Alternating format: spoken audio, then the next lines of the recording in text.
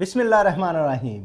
मैं हूं मोहम्मद आसिफ चौधरी और आज हम the cement sector in Pakistan a critical analysis of tax compliance, fraud and policy reforms पे बात करेंगे। सीमेंट सेक्टर पाकिस्तान का बहुत ही इम्पोर्टेंट सेक्टर है और ये ऐसा सेक्टर है कि जिसमें हमारी रिक्वायरमेंट से ज़्यादा प्रोडक्शन की कैपेसिटी मौजूद है, जो कि हम फिर एक्सपोर्ट करते हैं और इस सेक्टर में हम एक्सपोर्ट भी करते हैं और इससे हमें एफबीआर के लिए रेवेन्यू भी बहुत इकट्ठा होता है और इस पे टैक्सेशन आम सेक्टर से ज़्यादा टैक्सेशन है। तो आज हम इंशाल्लाह इस पे डिस्कशन करेंगे और ये देखेंगे कि कहाँ कहाँ से टैक्सेशन की लीकेज हो रही है, उस लीकेज को किस तरह से रोका जा सकता है, अगर कोई टैक्स फ्रॉड हो रहे हैं उन फ्रॉड से कैसे प्रिवेंट किया जा सकता है और इस सेक्टर से रेवेन्यू कैसे ज़्यादा इकट्ठा किया जा सकता है। ये तो हमारा मेन मकसद होगा। इसके साथ साथ हम ये भी बताएंगे कि ये सेक्टर पाकिस्तान में किस किस जगह इसके प्लांट्स लगे हुए हैं, कितने टोटल प्लांट्स हैं, मेजर प्लेयर कौन से हैं और किस प्रपोर्शन से वो काम कर रहे हैं और कितना टैक्सेस और कौन कौन सा सेक्टर कितना टैक्स जमा करवा रहा है, इस पे भी बात होगी। तो अगर मैं अपनी जो आपको बताना चाह रहा हूँ इस प्रेजेंटेशन की बात करूँ तो ये प्रेजेंटेशन का मेरा जो सीक्वेंस होगा उसमें सबसे पहले मैं इंट्रोडक्शन करवाऊँगा कि पाकिस्तान में सीमेंट सेक्टर की क्या सिग्निफिकेंस है और इसकी क्या स्ट्रेंथ है, कितनी इसमें प्रोडक्शन होती है और क्या है इंडस्ट्री। फिर उसके बाद हम बात करेंगे स्कोप और लिमिटेशन की कि ये जो प्रेजेंटेशन है या ये जो स्टडी हमने की है इसमें क्या स्कोप था और इसमें लिमिटेशंस हमें क्या क्या थी उसकी बात की जाएगी।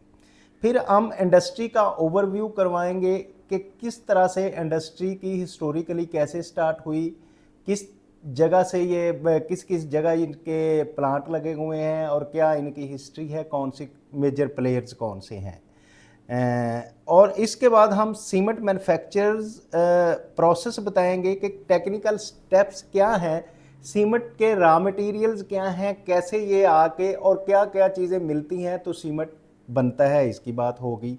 फिर इस पे टैक्सेशन स्ट्रक्चर की बात की जाएगी कि कौन कौन से टैक्सेशन लगती है और कितना टैक्स हम कलेक्ट करते हैं, ये बताएगी। फिर कॉस्ट एंड प्राइसिंग की बात होगी कि प्रोडक्शन के लिए क्या कॉस्ट इनको बियर करना पड़ती है, रॉ मटेरियल की क्या कॉस्ट है, इंपोर्टेड रॉ मटेरियल की क्या कॉस्ट है और इसमें मेजर कॉस्ट किस चीज़ों की है, तो इस पे भी तफसील से बात होगी। पैकिंग पे क्या लगता है, पैकिंग की कॉस्ट कितनी है, सारी चीज़ों को करेंगे हम मैयर। फिर उसके बाद आएंगे रेगुलेटरी मेजर्स के इंडस्ट्री के जो स्टैंडर्ड्स हैं और गवर्नमेंट रेगुलेशंस क्या हैं, एनवायरनमेंट के हवाले से क्या रेगुलेशंस हैं, फिर रोड्स के हवाले से क्या रेगुलेशंस हैं, प्रोडक्शन के हवाले से क्या रेगुलेशंस हैं, इनकी बात होगी। देन केस स्टडी है। केस स्टडी में थोड़ा सा मैंने जो नाम थे उनको मैंने निकाल दिया है और उनके केस टैक्स फ्रॉड की बात को भी निकाल दिया है, लेकिन कुछ चीज़ें मैं आपको बताऊंगा कि नाम के बगैर कि क्या क्या टैक्स फ्रॉड और किस तरह से करते हैं, वो चीज़ आएगी। फिर उसके बाद लीगल एंड टैक्सेशन जो चैलेंजेस हैं इंडस्ट्रीज़ के लिए क्या प्रॉब्लम है, ऑब्स्टैकल्स क्या हैं और इंडस्ट्री क्या चैलेंजेस फील कर रही है, ये आएंगे। फिर जो प्रेजेंटेशन में हम स्वॉट एनालिसिस करेंगे कि इस इंडस्ट्री के पास स्ट्रेंथ क्या है, वीकनेसेस क्या हैं, अपॉर्चुनिटीज़ क्या हैं और इसके थ्रेट्स क्या हैं, तो पूरा स्वॉट एनालिसिस किया जाएगा इस इंडस्ट्री के लिए। फिर उसके बाद मैं अपनी रिकमेंडेशन दूंगा कि इंडस्ट्री और पॉलिसी की इम्प्रूवमेंट के लिए क्या क्या मेरी सजेशन है, क्या रिकमेंडेशन है मेरी। उसके बाद कंक्लूजन पे बात आएगी। क्वेश्चन आंसर का सेशन जो इस तरह से होगा कि अगर आप फील करें कि कोई चीज़ आप अच्छी तरह नहीं अंडरस्टैंड कर सके तो इंस्टीट्यूट ऑफ टैक्स प्रोफेशनल के यूट्यूब चैनल पे आप कमेंट करें, उसका आपको प्रॉपर रिप्लाई दिया जाएगा। और अगर आप चाहते हैं कि इसको आप सीखते रहें, अंडरस्टैंड करते रहें टैक्सेशन और इंडस्ट्री का रिलेशन जो है, तो आप हमारे साथ जुड़े रहें। इंस्टीट्यूट ऑफ टैक्स प्रोफेशनल के यूट्यूब चैनल को लाइक करें, शेयर करें, सब्सक्राइब करें। तो पहली बात, हम industry structure and market dynamics की अगर हम बात करें, क्या इंडस्ट्री का स्ट्रक्चर है और मार्केट डायनामिक क्या है इसके, तो ओलिगोपोलिस्टिक मार्केट जो है, the cement sector operates with an oligopolistic structure where 16 manufacturer with 28 production plants के टोटल जो मैन्युफैक्चरर हैं सीमेंट के पाकिस्तान में वो टोटल तो 16 है, लेकिन उनके प्लांट्स जो टोटल हैं वो 28 है। मीन किसी के 2 हैं, किसी के 3 हैं, तो इसको डोमिनेट करते हैं इस मार्केट में। The top 10 players control over are 80% of the total market. तो टोटल मार्केट का जो 80% है वो टॉप 10 प्लेयर्स जो है इन्होंने कंट्रोल किया हुआ है। अगर हम रीजनल डिवीजन की बात करें तो सीमेंट सेक्टर पूरा जो है इसको 2 रीजन्स में डिवाइड किया गया है। एक पहला जो है नॉर्थ रीजन वो है जिसमें पंजाब, KPK और आज़ाद कश्मीर आता है। तो ये तकरीबन 79% ऑफ द कैपेसिटी जो है वो इसमें करते हैं। देन आ जाता है साउथ रीजन जो है जिसमें सिंध और बलूचिस्तान है, और वो 21% टोटल जो है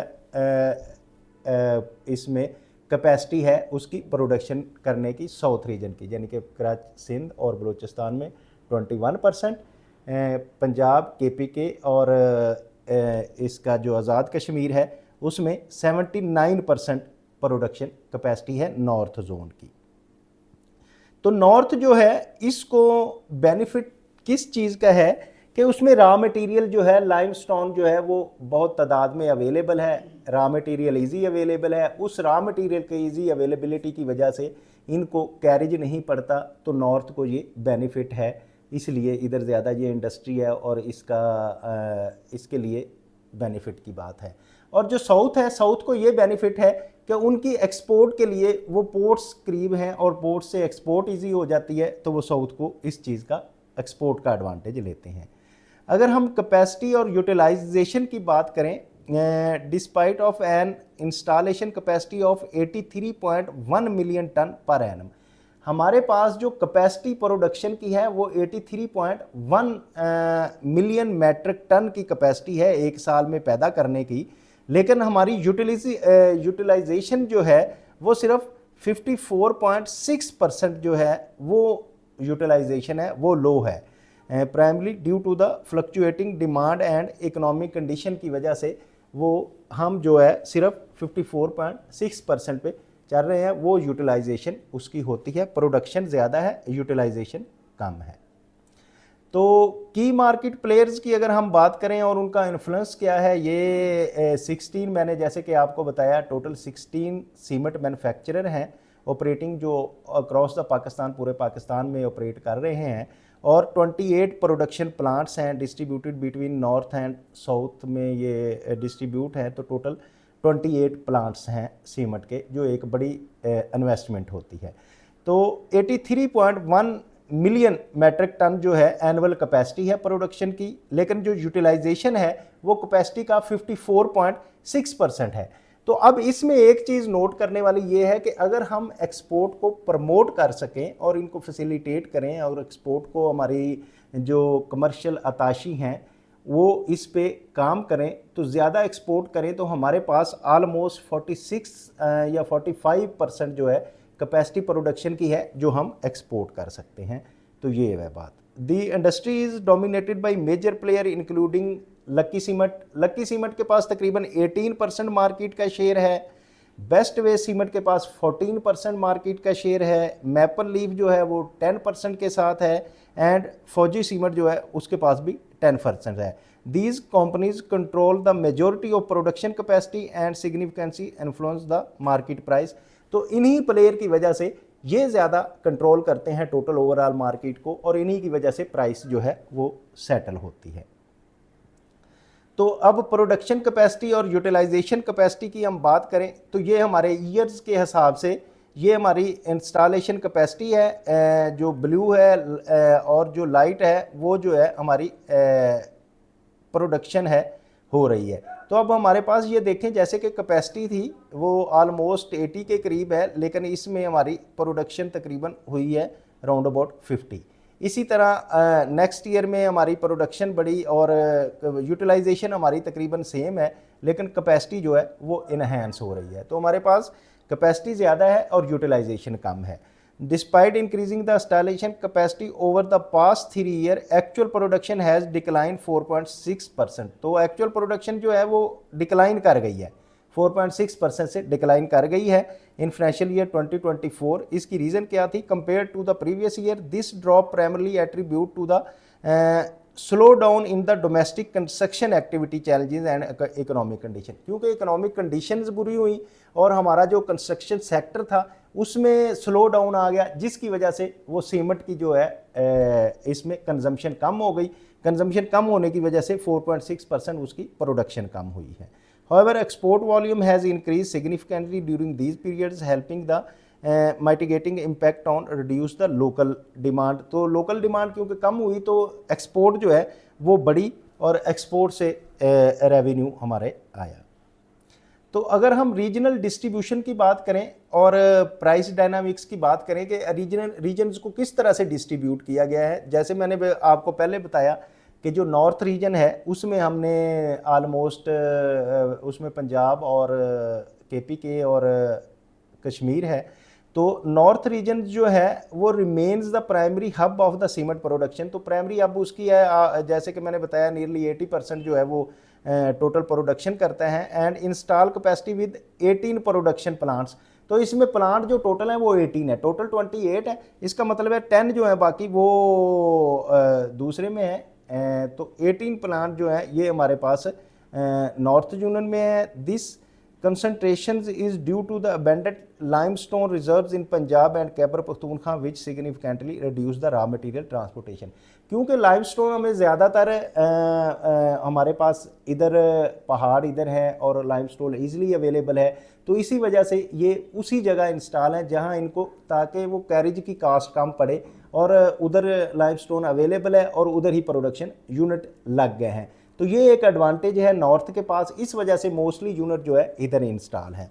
तो अगर हम साउथ की बात करें, is relatively smaller with the 7 but the benefit from the approximately export market.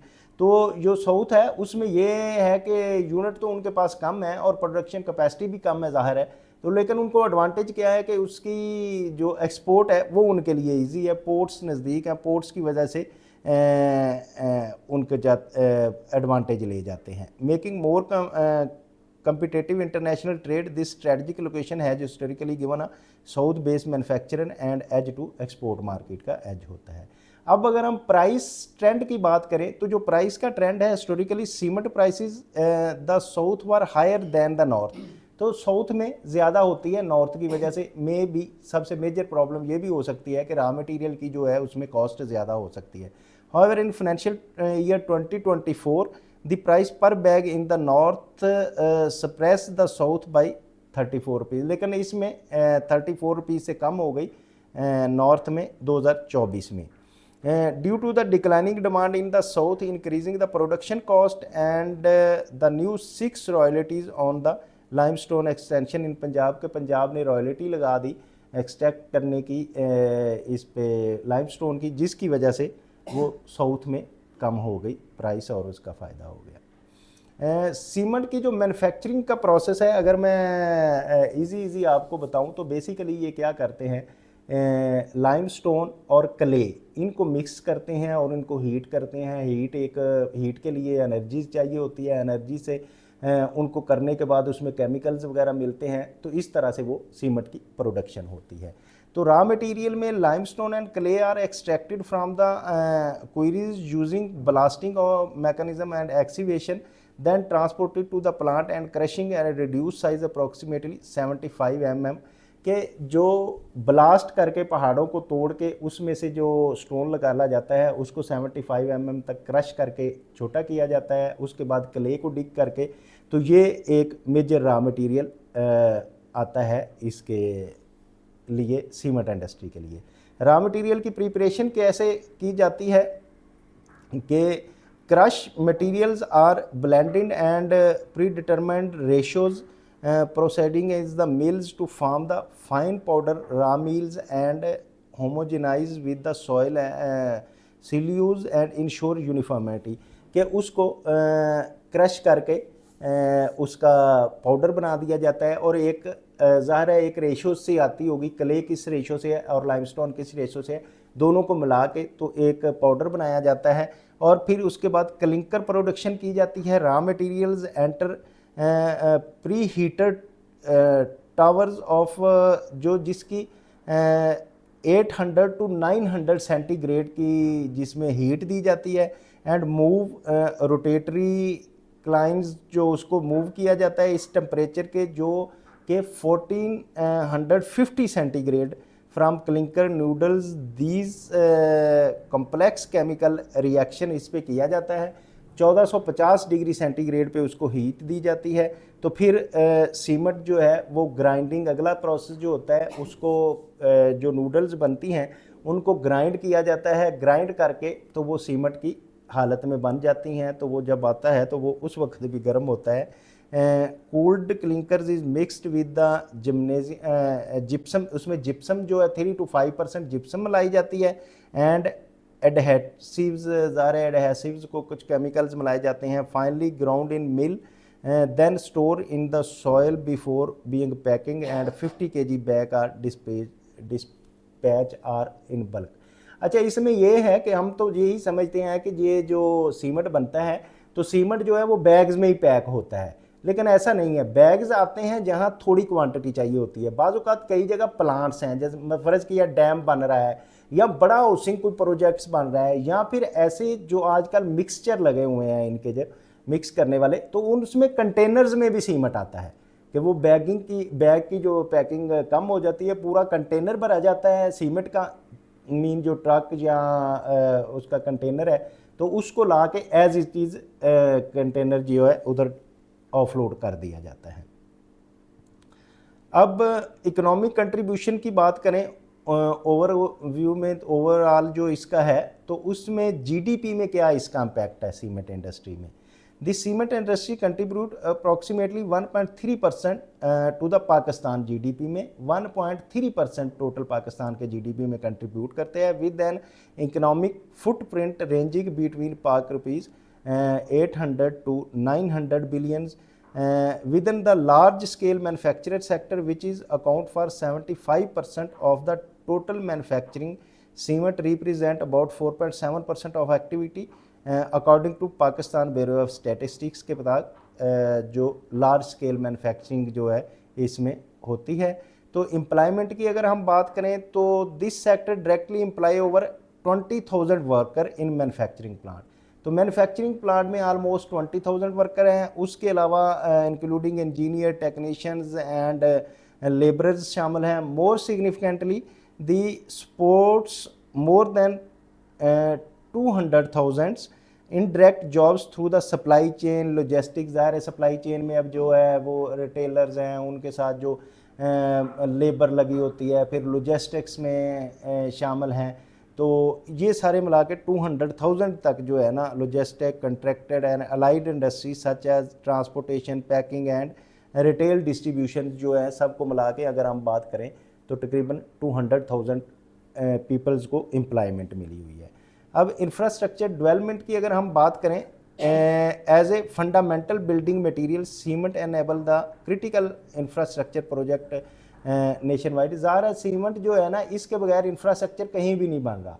तो जो भी बड़ा इंफ्रास्ट्रक्चर है, चाहे वो डैम बन रहे हैं, चाहे रहने के लिए बन रहे हैं, बड़े प्लाजेस बन रहे हैं, ब्रिजेस बन रहे हैं, फ्लाई ओवर्स बन रहे हैं, तो सब में मेजर जो है वो सीमेंट की कंट्रीब्यूशन है। Government infrastructures initiatives through the public sector development, जो पब्लिक सेक्टर डेवलपमेंट प्रोग्राम है PSDP, उसमें भी जो account for nearly 30 to 35% of the total cement consumption.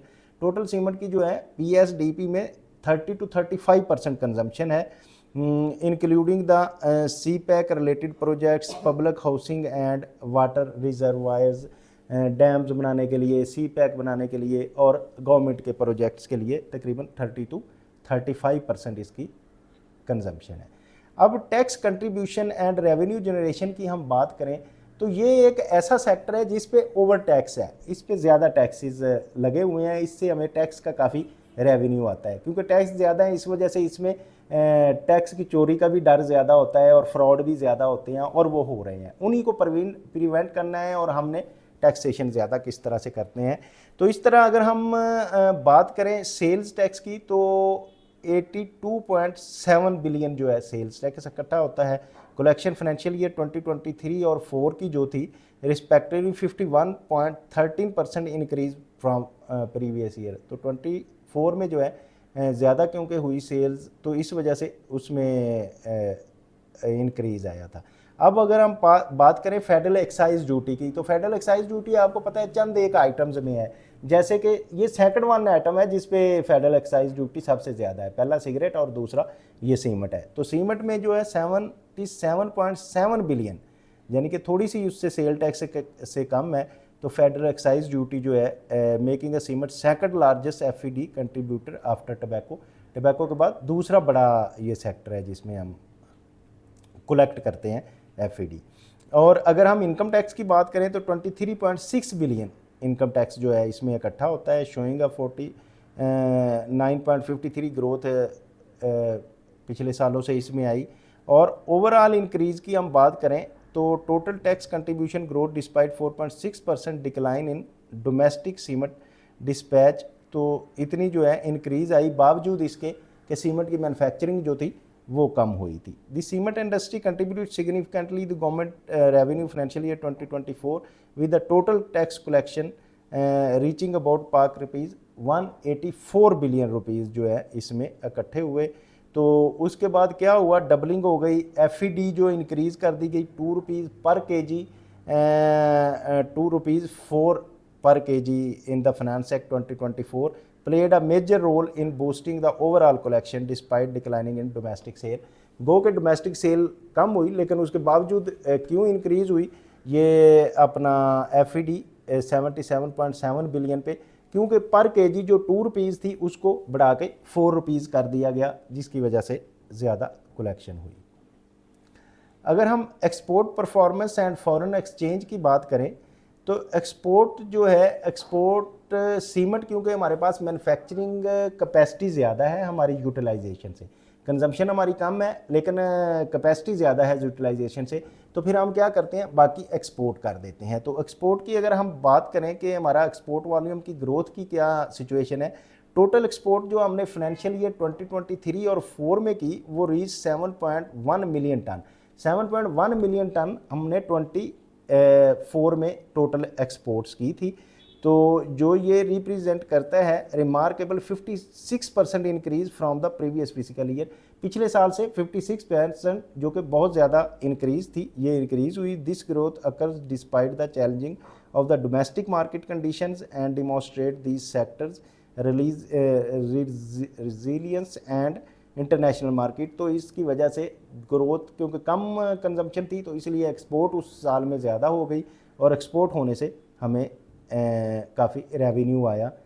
तो ये था। अब की एक्सपोर्ट डेस्टिनेशंस हमारी क्या है, क्योंकि ये सीमेंट एक भारी चीज़ है, बहुत ज़्यादा दूर तो हम इसको ले जा नहीं सकते, लेकिन ये है कि हमारी डेस्टिनेशंस में सबसे ज़्यादा Pakistani cement has found strong market in neighbouring countries. आ रहा है वो नेबरिंग कंट्रीज़ में ईजी होता है and beyond. Primary export destinations में हमारे पास श्रीलंका आता है, बलूचिस्तान में, बांग्लादेश में हमारा है सीमेंट, अफ़गानिस्तान और वेरियस अफ्रीकन कंट्रीज़ जो मार्केट हैं where Pakistani cement has established a reputation for the quality and competitive price. तो ये जो अफ्रीकन, क्योंकि हमारी क्वांटिटी भी अच्छी है सीमेंट की और प्राइस भी कम्पिटिटिव है, तो इसलिए जो है ये इसमें डिमांड ज़्यादा है पाकिस्तान की। तो इसमें ज़ाहिर है फ़ॉरेन एक्सचेंज हमारे पास अर्निंग हुई जब हमने एक्सपोर्ट की, मेजर एक्सपोर्ट का हम इस पे हमेशा कोशिश करते हैं कि हमारी प्रमोट हो, एक्सपोर्ट प्रमोट हो और ज़्यादा से ज़्यादा अर्निंग हो हमारी। तो सीमेंट इंडस्ट्रीज जो generate estimated foreign exchange earning $2000 to 250 million annually जो है हमारे पास $, जो है वो फॉरेन रिजर्व्स के तौर पे आता है। The surge the export has been driven by the depreciation of Pakistani rupees, making a local produce cement more competitive in the international market। क्योंकि हमारा जो करेंसी डीवैल्यू हो रही है और डीवैल्यू होने की वजह से हमारा जो क्योंकि कम प्राइस पे जाता है बाहर सीमेंट वगैरह, तो इससे हमें सीमेंट एक्सपोर्ट होता है, तो इससे कम्पिटिटिव एडवांटेज है हमें दूसरे कंट्रीज़ की वजह से। तो कैपेसिटी और यूटिलाइजेशन एंड प्रोडक्शन गैप की बात करें तो अब हम पाकिस्तान में बात करें तो पाकिस्तान में ये हमारी जो कैपेसिटी क्योंकि ज़्यादा है और यूटिलाइजेशन हमारी कम है, लेकिन अगर पाकिस्तान इंडिया में बात करें तो इंडिया में यूटिलाइजेशन बहुत ज़्यादा है, ठीक है, वो 90 तक है, लेकिन उनके पास कैपेसिटी जो है वो हमसे कम है बनाने की। तो इंडिया को भी हम एक्सपोर्ट करते थे जब पाकिस्तान और बॉर्डर इसका खुला होता था, तो इंडिया में भी मेजर एक्सपोर्ट होती है। Despite the total installation 83 million ton हमारे है और 54% कैपेसिटी को हम यूटिलाइज़ करते हैं, तो इसलिए जो है इंडिया में भी एक्सपोर्ट हमारी होती है। इंडिया के पास क्योंकि कम है, इसकी प्रोडक्शन कम है और उसकी यूटिलाइजेशन ज़्यादा है। अब इंफ्रास्ट्रक्चर डेवलपमेंट की अगर हम बात करें कि ये इसकी कंजम्पशन कहाँ होती है, ज़्यादा कौन सा इंफ्रास्ट्रक्चर को डेवलप करता है, तो इसमें से सी पैक एक मेजर हमारा कंज्यूमर है जो सीमेंट सेक्टर को सीमेंट की कंजम्पशन करता है। China Pakistan economic corridor project जो है उसमें including highways, bridges and energy facilitators and drive significant cement demands. These large-scale infrastructure initiative represents a major consumption for the point of domestically produced cement जो है उसकी major जो है वो इसमें सी पैक के मंसूबे में चलती है। उसके बाद हाउसिंग प्रोग्राम्स हैं, जैसे कि नया पाकिस्तान जो पब्लिक हाउसिंग स्कीम्स में अगर नया पाकिस्तान हाउसिंग की बात कर लें हम, कंट्रीब्यूट स्ट्रेटजी या cement demand, these initiatives are to address the housing shortage in the stimulating construction activity throughout the country। तो क्योंकि घरों की शॉर्टेज है तो गवर्नमेंट ने एक मंसूबा बनाया जिस मंसूबे की वजह से नया पाकिस्तान में भी इसकी बहुत ज़्यादा कंजम्पशन है। तो वाटर इंफ्रास्ट्रक्चर जो डैम्स हमारे बन रहे हैं, तो डैम्स में भी सीमेंट की बहुत ज़्यादा ज़रूरत होती है। तो dams and water reservoirs under the Pakistan water and power development authority वापडा जो यूज़ करती है उसमें requires the substantial cement quantities. These critically water management project represent a long term demand driven of the industry. तो major इसमें क्योंकि ज़ाहिर है इसकी ज़रूरत होती है। तो अगर हम ये सारे सेक्टर्स को मिला लें कि सी पैक, हाउसिंग और वाटर इंफ्रास्ट्रक्चर की जो गवर्नमेंट के सेक्टर्स है, गवर्नमेंट के जो प्रोजेक्ट्स हैं, क्योंकि हर कंट्री में मेजर जो प्रोजेक्ट्स होते हैं वो गवर्नमेंट के ही होते हैं, उसमें यूजेज होती है। तो इन गवर्नमेंट पे तकरीबन 30 to 35% टोटल सीमेंट की जो है वो कंजम्पशन होती है, ये मैंने पहले भी बताया था। तो ये तो था हमारा इंफ्रास्ट्रक्चर की बात। अब इंडस्ट्री के जो चैलेंजेस क्या हैं एंड अपॉर्चुनिटीज़ क्या हैं इसके पास, कुछ चैलेंजेस हैं, कुछ अपॉर्चुनिटीज़ हैं। तो अगर हम चैलेंजेस की पहले बात करें तो क्या है, fluctuating energy prices significantly impact on the production cost, क्योंकि इसमें एनर्जी बहुत चाहिए होती है। आपने देखा था 1450 सेंटीग्रेड पे जाके उसको हीट देनी होती है, फिर वो मशीनरी के लिए एनर्जी चाहिए होती है। तो जो एनर्जी की प्राइसेस डे बाय डे बढ़ रही हैं, ये एक प्रॉब्लम है इनके लिए। दूसरा ये है हाई टैक्सेशन रेट में discourage the investment and reduce the profitability, क्योंकि इस पे हर तरह के टैक्सेस हैं, जिस पे इनकम टैक्स है, सेल्स टैक्स है, फेडरल एक्साइज ड्यूटी है, और फिर जो पंजाब गवर्नमेंट 5% जो है वो रॉयल्टीज़ भी ले रही हैं। तो इस तरह से टैक्सेस भी इसको प्रॉब्लम करते हैं। फिर regulatory hurdles and delay in government projects can limit the demands के जो रेगुलेटरीज़ हैं कि एनवायरनमेंट को आपने गंदा नहीं करना, एनवायरनमेंट को सेफ रखना है। फिर आपके ये लेबर के रेगुलेशंस, फ्रंट जो गवर्नमेंट के रेगुलेशंस हैं वो भी इसमें प्रॉब्लम्स क्रिएट करते हैं। फिर एनवायरनमेंट की कंसर्न जैसे मैंने बताया, and emission regulations compliance require the significant capital investment, क्योंकि हीट देनी होती है और कार्बन की एमिशन होती है। तो इसके जो रेगुलेशंस हैं एनवायरनमेंट के हवाले से, ये भी एक इंडस्ट्री के लिए चैलेंज है। तो अपॉर्चुनिटीज़ की अगर हम बात करें तो Pakistan per capita cement consumption जो है 182 kg है पाकिस्तान में, लेकिन इससे significantly lower than the global average जो है वो 500 है। मीन ये KG indicating the room for market growth के ये 500 तक 182 से इससे भी ज़्यादा वो अभी गैप है। इस गैप को फिल करने के लिए और ज़्यादा इनकी कैपेसिटी हो सकती है, ज़्यादा प्रोड्यूस कर सकते हैं। फिर अर्बनाइजेशन बहुत ज़्यादा हो रही है और इंफ्रास्ट्रक्चर की एक्सपेंशन हो रही है विच ड्राइवर, जिसकी वजह से कमिंग ईयर्स में बहुत इसकी डिमांड बढ़ेगी।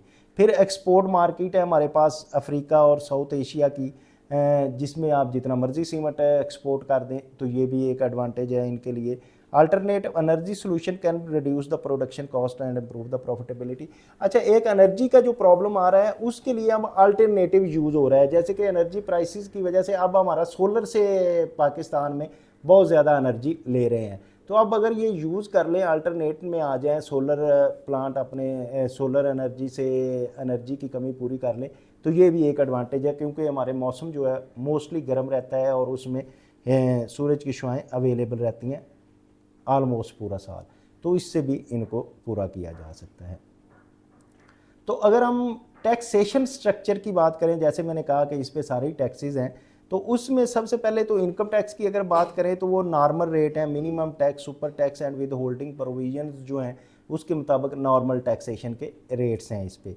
सेल्स टैक्स जो है वो 18% है, जो कि स्टैंडर्ड रेट है बाकी चीज़ों पे, वो भी सीमेंट सेक्टर में भी 18% टैक्स का रेट है, जो कि रिटेल पैकिंग में है, और ये थर्ड शेड्यूल आइटम है। इसका टोटल जो सीमेंट का सेल टैक्स है वो ऑलमोस्ट जो मैन्युफैक्चरर है, सीमेंट मैन्युफैक्चरर, वही पे कर देता है, और ये थर्ड शेड्यूल आइटम है, इसकी प्राइस लिखी होती है इसके बैग पे, उसी पे ये सेल होता है। फेडरल एक्साइज ड्यूटी जो है वो ₹4 पर केजी हो गई है, जो कि पहले ₹2 पर केजी थी, वो अब ऑलमोस्ट डबल हो गई है। तो विद होल्डिंग टैक्सेस जो हैं on distributor, dealer, retailer and raw material पे, इन पे अब विद होल्डिंग टैक्सेस लगे हैं कि वो इंक्रीज़ हुए हैं, तो इसलिए पूरी चेन को जो है करने चाह रहे हैं। गवर्नमेंट का ये मकसद है कि सारे जो हैं वो डॉक्यूमेंटेशन में आ जाए, इसलिए इन पे विद होल्डिंग टैक्सेस भी लगे हैं। तो ये इस तरह से डॉक्यूमेंटेशन बढ़ेगी और जो अनडॉक्यूमेंटेड इकॉनमी है वो डॉक्यूमेंटेशन में आ जाएगी। तो इसमें इनका किरदार जो है वो करेंगे सीमेंट मैन्युफैक्चरर करेंगे। Cement sector one of the heavy tax industries are, मैंने जैसे आपको बताया कि इस पे टैक्सेशन बहुत है और इस पे फेडरल एक्साइज ड्यूटी और दूसरे टैक्सेस भी लगे हुए हैं, तो जो कि हाई रेट हैं। और फिर आगे जो है डिस्ट्रीब्यूटर्स पे जो टैक्स लग रहा है उससे कंट्रीब्यूशन होगी। अब टॉप टैक्स कंट्रीब्यूटर इन सीमेंट सेक्टर में, अगर हम टैक्स में कौन कंट्रीब्यूट ज़्यादा कर रहा है, ज़ाहिर है जिसकी प्रोडक्शन ज़्यादा है तो उसके हिसाब से वो उसकी टैक्स में कंट्रीब्यूशन भी ज़्यादा होगी। जैसे कि कंपनी है बेस्ट वे सीमेंट है, इसमें अगर हम 2024 में इनकम टैक्स की बात करें तो इसने 5,735 मिलियन जो है वो इनकम टैक्स पे किया है, 14,172 मिलियन सेल्स टैक्स और 13,564 मिलियन FED पे किए। तो इस तरह से 33,471 मिलियन जो है टोटल टैक्सेशन की मद में आया। इसी तरह लक्की सीमेंट, फौजी cement, DG Khan cement company and maple leaf ने ये सारे जो है टैक्सेस इनकी तरफ से आए। तो इस तरह से टोटल कलेक्टिव जो है पाक रुपीज़ 13.9 बिलियन जो है इनकम टैक्स एंड 55.1 बिलियन जो है वो sales tax and ₹5 billion federal excise duty की मद में टैक्स ईयर 2024 में टैक्सेस जमा हुए, और ये अच्छी कंट्रीब्यूशन है। और इसमें हालांकि बहुत सारे जो केस स्टडीज़ थी जैसे मैंने बताया, तो उसमें फेक एंड फ्लाइंग इनवॉइसेस का बड़ा इशू होता है। कोल जो इंपोर्ट करते हैं वो उस पर टैक्सेस के फेक के इशू हैं, फिर और इनपुट ले लेते हैं। तो इन तरह से उनको अगर हम छुटकारा हासिल कर लें तो इसको टैक्स को और बढ़ाया जा सकता है, ये इसमें और कंट्रीब्यूशन हो सकती है। टैक्स लीकेज एंड एविजन के कौन कौन से इश्यूज़ हैं, चलें ये आ गए, मैं आपको बता भी दे रहा था। इसमें फेक एंड फ्लाइंग इनवॉइसेस एक बड़ा मेजर इशू है कि फेक एंड सीमेंट इंडस्ट्री क्या करती है कि वो क्योंकि इनको अपना आउटपुट बचाने के लिए इनपुट जो है वो लेना पड़ता है, तो वो क्या करते हैं, इनपुट में कहीं कोयले की कभी इनवाइस ले ली, कभी किसी और चीज़ की इनवाइस ले ली, जिसमें से वो आउटपुट कम हो जाता है टैक्स ज़्यादा पे होने की वजह से। तो इसकी वजह से भी ये टैक्स में कमी आती है। One of the biggest challenge जो है issuance of fake and illegal claim of input tax, several manufacturer has been caught using the fraudulent. तो बहुत सारे को पकड़ा भी गया इस चक्कर में, जिसमें मैंने जैसे कि बताया कि कुछ इंडस्ट्री थी और उसके बाद under reporting of the production. फिर ये क्या करते हैं कि अपनी जो प्रोडक्शन है वो अंडर रिपोर्ट कर लेते हैं, क्योंकि वो जो सेक्टर जिसको बेच रहे हैं वो डॉक्यूमेंटेड सेक्टर नहीं है। अब 30 to 35% गवर्नमेंट सेक्टर को जा रहा है, वो तो डॉक्यूमेंटेड हो गया, लेकिन जो इनके अपने डिस्ट्रीब्यूटर हैं, रिटेलर हैं, उनको वो गाड़ियों पे गाड़ियां जा रही हैं लेकिन कहीं उसकी आ नहीं रही, उसकी डॉक्यूमेंटेशन नहीं हो रही, तो फिर अपनी सेल्स को अंडर रिपोर्ट करते हैं। ये एक बड़ा मेजर इशू है। और tax avoidance in coal procurement पे, कोयल जो है इस पे स्पेशली बहुत ज़्यादा locally sourced coal often come for the undocumented suppliers making a transport and verification difficulty to address. जो किया गया है कि 24% withholding tax on the coal purchase पे, जिसकी वजह से अब कहा गया कि 80% इनका टैक्स भी विद हेल्ड करें। तो वो जो क्योंकि डॉक्यूमेंटेड सेक्टर नहीं है तो उस पर वो इनपुट लेके बहुत ज़्यादा तो टैक्स फ्रॉड के ज़ुमरे में आता है। तो इस तरह से भी इनमें जाती है। अगर हम रीसेंट टैक्स पॉलिसी चैलेंजेस की बात करें, 2024 में क्या क्या टैक्स पॉलिसी चैलेंजेस आए, तो उनमें पहला तो सबसे जो था FED की इंक्रीज़ आई कि फेडरल एक्साइज ड्यूटी ₹2 पर केजी चल रही थी, उसको इंक्रीज़ करके ₹4 पर केजी कर दिया गया, जिसकी वजह से बड़ा हैंडसम इंक्रीज़ आया इसके FED की कलेक्शन में। फिर सेल्स टैक्स स्ट्रक्चर की बात करें, सीमेंट कंटिन्यू टू 18% और retail price as a 30 schedule item है, और रिटेल पे 13 मैंने ये पहले बता दिया था।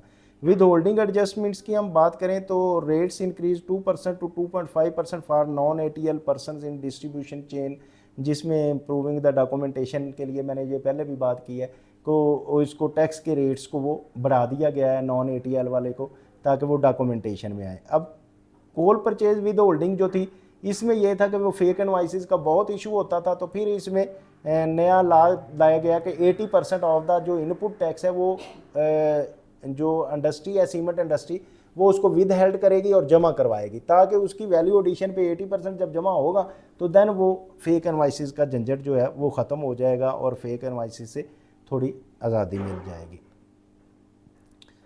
अब impact of taxation on the cement pricing पे अगर हम बात करें तो क्या इम्पैक्ट होता है, तो FED की वजह से इंक्रीज़ होने की वजह से 118 रुपीज़ जो है ना वो पर बैग उसकी कीमत पे असर पड़ता है, 118 रुपये एक बैग की कीमत पे। और सेल्स टैक्स की वजह से क्या होता है कि सेल्स टैक्स जो है वो पर बैग जो है वो तकरीबन 250 से 300 रुपये पर बैग उसके फ़र्क पड़ता है। और कोयल एंड एक्सचेंज रेट की वजह से तकरीबन 150 से 200 तक इसका फ़र्क पड़ता है।